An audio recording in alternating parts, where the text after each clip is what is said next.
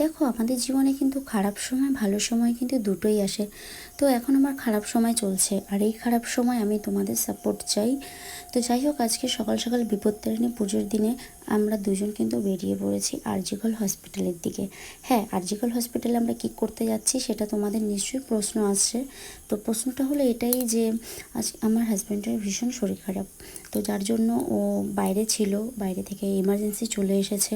তো আমরা চলে গেছি হসপিটালের দিকে রওনায়, কারণ আমি একটা দিনও ওকে নিয়ে লেট করতে চাই না। আমি চাই ও তাড়াতাড়ি সুস্থ হয়ে উঠুক, আর তোমরা আশীর্বাদ করো যে ও যেন তাড়াতাড়ি সুস্থ হয়ে ওঠে।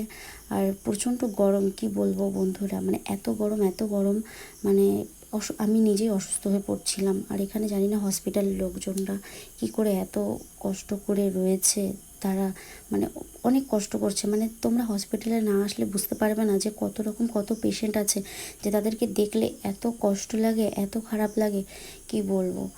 তো যাই হোক, তোমরা একটু আশীর্বাদ করো, তোমরা আমার পাশে থেকো যেন আমার হাজব্যান্ড তাড়াতাড়ি সুস্থ হয়ে যায়।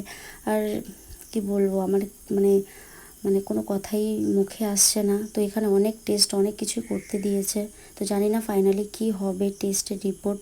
আর আমি ভিডিও বেশি বানাতে পারিনি ওখানে, কারণ আমি হসপিটালে ছিলাম। আর এটা বাড়ি আসার পরে একটু ওকে একটু মানে ও খুবই ক্লান্ত হয়ে গেছিলো, তো যার জন্য ওকে একটু মাথায় আদর করে দিচ্ছিলাম, ম্যাসাজ করে দিচ্ছিলাম, জাস্ট এইটুকুই। বাই।